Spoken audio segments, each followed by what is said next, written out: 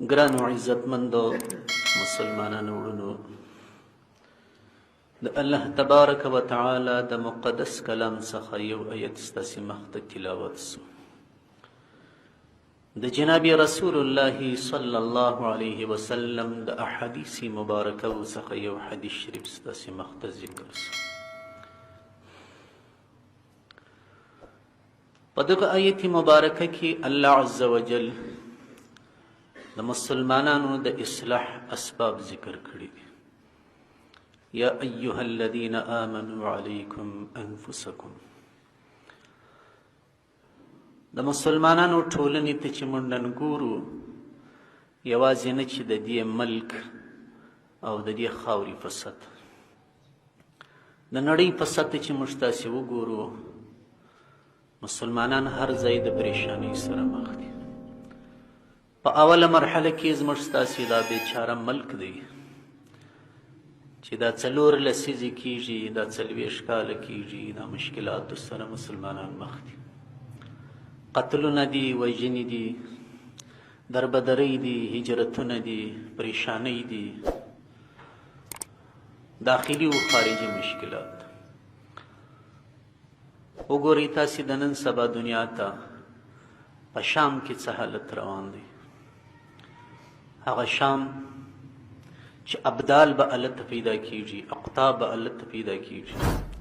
هغه شام چې د انبیاء علیهم السلام وطن او د دوی مسکن. د شام حالت وګوري، د فلسطین حالت وګوري چې د 80 کاله په اور کې سوځي. د یهودانو د اسرائیلو لاس وهني دي. د لیبیا حالت وګوري، د عراق حالت وګوري، د کشمیر حالت وګوري، د بوسنیا حالت وګوري. کم ملک راغلی. خلاصه دا چې په عموم کې مسلمانان د مشکلاتو سره مخ دي. څه مشکل دی؟ ولې موږ د مشکلاتو سره مخ یو؟ ولې داسې در بدر یو؟ نو الله عز وجل په دغه آیت مبارکه کې د دې مشکلاتو حل شي. علماء و بزرگانو لیکلي او فرمایلی دي چې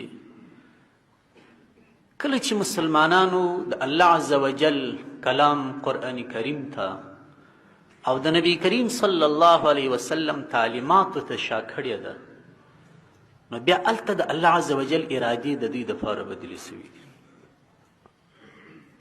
وما اصابکم من مصیبة فبما کسبت ایدیکم ویعفو عن کثیر. الله فرمایي دا کوم مشکلات چې تاسې ته در پیښیږي په دنیا کې، وما اصابتکم من مصیبت، دا څه مصیبتونو، تکالیفو، دربدرۍ چې پر تاسې را روانې دي، فبما کسبت ایدیکم، دا ستاسې د لاسو کړنې دي. اسلامي تعلیمات مو شاته وغورځول، د کشره څخه تر مشره پورې اسلامی کلتور، اسلامی عنعنات، د نبی کریم علیه السلام سنتونه ورځ په ورځ ورکېږي. رسمونه او رواجونه مو تر سنت طریقو را مخته کړل. هلته به الله عز وجل خفه کېږي. وبما کسبت ایدیکم ویعفو عن کثیر.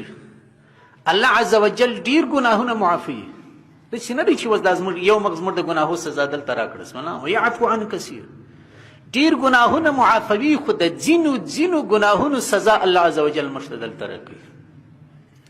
امن څومره لوی نعمت دی. امن چې الله عز وجل د کومې ټولنې څه واخیستی دا یو سزا ده. د مسلمانانو څه نن امن اخیستل سوی دی، بېرته د هغه مسلمانانو د بدو اعمالو د وجې. هغه ګناهونه چې په قرآن کریم کې الله عز وجل مسلمانانو ته د دوی د هدایت دپاره، یعنی د دې دپاره چې تاسې د دغه ګناهونو څخه ځان وساتئ، الله عز وجل چې رهنمایي په قرآن کریم کې کړې ده، هغه ګناهونه تاسې راواخلئ. که شرک دی، مسلمانان عملا پکښې مبتلا دي. یو خو عقیدوي شرک دی چې بت ته سجده وکړي، العیاذ بالله. لمر او سپوږمۍ خدای جوړ کړي، العیاذ بالله. مسلمانان خدا نه کوي. تر ټولو لویه ګناه چې په قرآن کریم کې الله پاک عز وجل ذکر کړې ده، هغه شرک دی. ان الله لا يغفر ان يشرك به ويغفر ما دون ذلك لمن يشاء. شرک الله عز وجل نه بخښي. لقمان حکیم صاحب خپل بچی ته نصیحت کی، یا بنی لا تشرک بالله، اے بچی د الله سره شریک مګرځوه، ان الشرک لظلم عظیم، شرک لویه ګناه ده. مثال درکوم، کبیره ګناهونه چې راواخلي، عبدالله ابن عباس صاحب فرمایي چې د اووه څخه نیولې تر 200 پورې رسیږي. د دغه کبیره ګناهونو ارتکاب په دغه اسلامي ټولنه کې شروع دی. قرآن کریم کې الله پاک فرمایي غلا مه کوئ. د غلا سزا یې ټاکلې ده، نو دغه معنا ده چې غلا مه کوئ. السارق والسارقة فاقطعوا أيديهما جزاء بما كسبا نكالا من الله والله عزيز حكيم. د غله سړي لاس پرې کوي، د غلې ښځې لاس پرې کوي، لیکن تی وینې به دې ټولنه کې خلک په غلا اخته دي.